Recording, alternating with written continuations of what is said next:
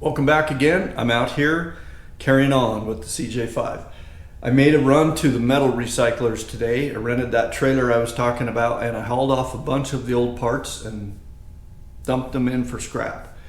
I kept one major component that I should probably explain. I kept the firewall here for now, and the reason I did is because I've got those old windshield hinges on there that I said barely move, but they're on there, and I'm really curious to see how they line up with the bolt holes in the new tub to see if it's the tub that's off or my new hinges that I got.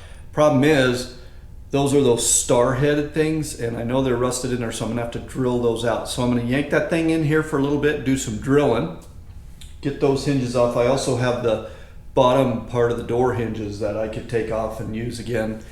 And then I got a bunch of other stuff to do. So come on along, let's get that done, and we'll do some more fun stuff after that's done.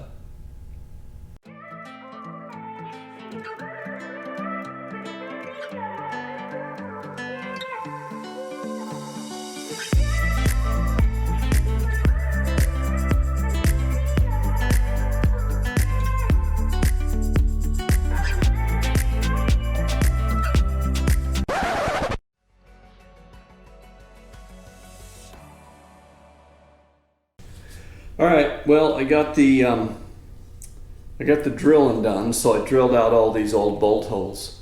So I'm very curious to see how things are going to line up. So no better than the brand new hinge. I don't know if, again, it's a little tough. Now you can see in there. You see how that hole is offset? So is that hole. If I come around here, this one's pretty well lined up. And that bottom one is nowhere to be seen. Well, it's partly there. But yeah, it's the tub that's off. So I got my old hinges here, and again, they won't move, so I don't think I'll mess with them too much. But I am gonna drill those dudes there off. That's the bottom half of the hinge for the door. I think I can probably get replacements for that, but I think I'll just drill them out like these are and be ready to put them in. There's no holes for those drilled in the tub here, so I got to kind of place those anyway. I think I can see on the inside kind of the mark where they're supposed to go, but yeah, I can definitely see the mark where they're supposed to go, and it actually looks like maybe they screw into that plate, so it might be worth spend a little time on those, see if I can get them broke loose and get them out of there, maybe even some heat or something, because it looks like there's a plate that goes on the inside of the frame, inside of the tub, that holds those, and I'm sure I won't find that, and that would probably be a little better than doing just nuts on there. So a little difficult wrangling this heavy thing around the garage here. I kind of dropped it in the door, knocked over a thing of bolts and made a big mess, but it's already a big mess, so it's okay. Little cleaning to do, and then I got to sweep it all up anyway because there's a bunch of screws from where I was taking off the old fender flares, and I don't want to run a screw up in the wheel of the tire of the BMW and I'll pull it back in here. So I'm going to continue on with getting stuff off this and then get it back out of my way. So hopefully I can get those hinges out, but we'll see. I'll spray a little PB Blaster in there. I'm going to spray a lot of PB Blaster in there and let it sit for a while before I try to mess with those. So we'll see if that stuff does its magic here. All right, well, I did a little drilling, and I have off the bottom door hinges off of the old firewall chunk of body that I still kept. Had to drill everything out. I could not get these bolts undone. Now, I think I mentioned on the inside of the body, there's a plate about this size that's threaded that both the bolts go through. So obviously by drilling those off, I've left part of that bolt through the plate. I've got them sitting outside right now where they won't stink the place up, and I'm just drenching them in PB Blaster. I did take a screw extractor and was extracting one of them out with that, and then when it got up to the part where the hole that was drilled in, it stopped, and then it kind of twisted the top of it off and it broke off. So a little bit of work yet to save those plates, but I am going to try to save them, and I'm obviously going to save these because they're not moving parts. They'll need a little sanding to get rid of the old paint and get them prepped up and ready to go back on. But we'll keep those. I think I showed you, these are my hinges from 4, so these are like seized up. I mean, I just can't even just move those. The only way I could move them was with the whole leverage of the windshield frame. So, but when I put these on, the holes didn't line up either. So it's not the hinges that are drilled wrong, it's the tub. So we got to deal with that. Now, after I gave my boys at 4 Wheel Parts all that grief the other day about not getting my hubs in, I gave Ryan a call and he said, oh yeah, I got your hubs. So these are part number 9062 is what it says on the box. I don't know if that is I don't know if that's the part number what I had before, but obviously this box is brand new. These have not been touched or anything. So hopefully these will be the right size to fit my axles, shafts. So we'll give those a whirl today and see what happens. And then I did pick up a little more sanding pads to sand up the grill and get that ready to go. And then I got me a little thing of Bondo body putty. I'm gonna, start, like I said, kind of sanding down these side panels where all those spot weld holes are or dents, and start to finish some of those up. So I can start to do some body work. Obviously, before we start that kind of messy stuff, we'll get the car outside so it doesn't get all covered in Bondo dust and black primer dust and all that kind of thing. So a lot to do and a fair amount of parts in my hands. I was hunting down my steering column thing I was describing the other day, and a crazy FedEx, man. I'm going to start to see if when I'm ordering stuff in the future, if I can't go down and change the shipping method and not use FedEx, because when I looked up the tracking number on that steering column part, it said it shipped. They said they had tried to deliver it Thursday and was unable to. So we're in the office till 5 o'clock every day. So they obviously didn't try very hard. And then it said it was going to be delivered on Friday. By the end of the day, it didn't get delivered. So hopefully that's not going to be the same as my gas line or my other parts, my little line brackets, that floated around the valley for 3 weeks with FedEx. So I don't know what's going on. I don't know what's going on with these shipping companies and these parts companies, but it's just chaos. It seems to me like it's just chaos, and I'm getting a little frustrated with it. But anyway, we got some hubs we can try out. We got some parts to clean up. We got some more PB Blaster to spray on those parts out there. And then what I'll do is I'll bring them back in. If I can't get them with the vice grips, then I'll chalk them up in the vise again, drill them again for the screw extractor, and see if I can back those screws out with that, or those rest of those bolts. So let's jump on it. We got a lot of stuff to do.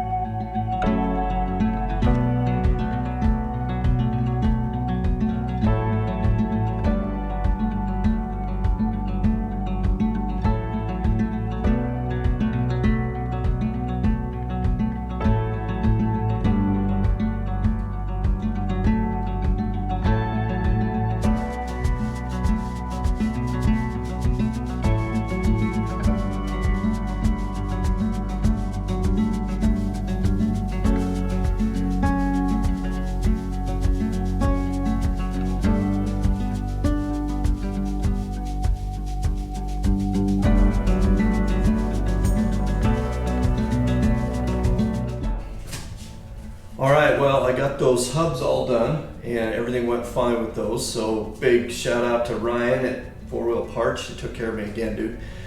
So here we go. I'm gonna get the sander back out and I'm gonna put some 400 grit on this thing and sand this down to bare metal or smooth metal or whatever. I'm not gonna make the same mistake again of not having it totally ready to paint, because this is the part you're gonna see from the front. So let's do that, shall we?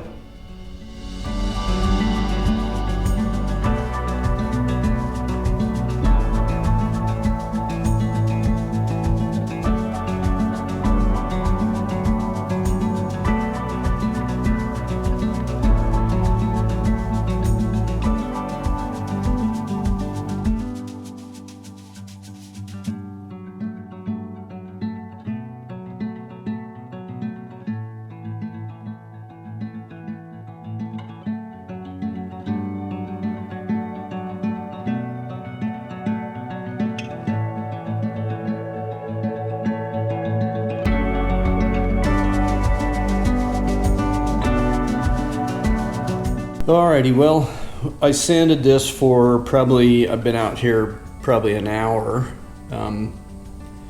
working on this, so I have not really been able to get down inside the headlight holes there, and you can see I do have a few low spots here where the old primer and stuff is still there. I think those are spot welds, so maybe they don't fill in spot welds.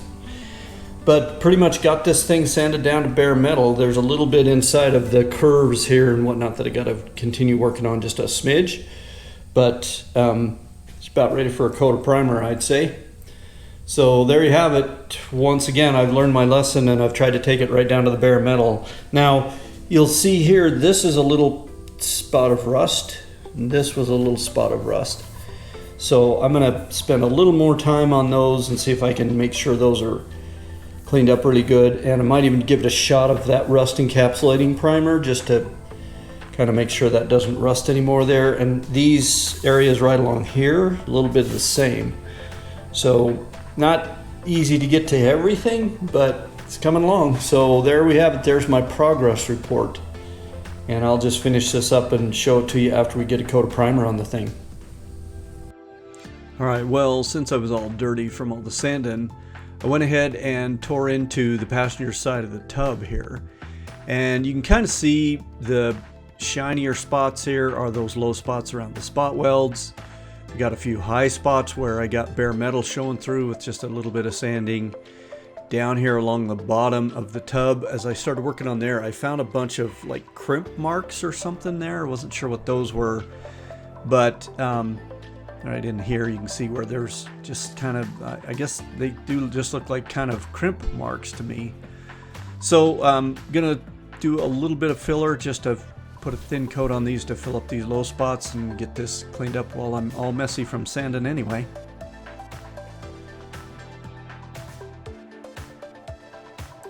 Okay, so a little sanding, mixing up a little body putty.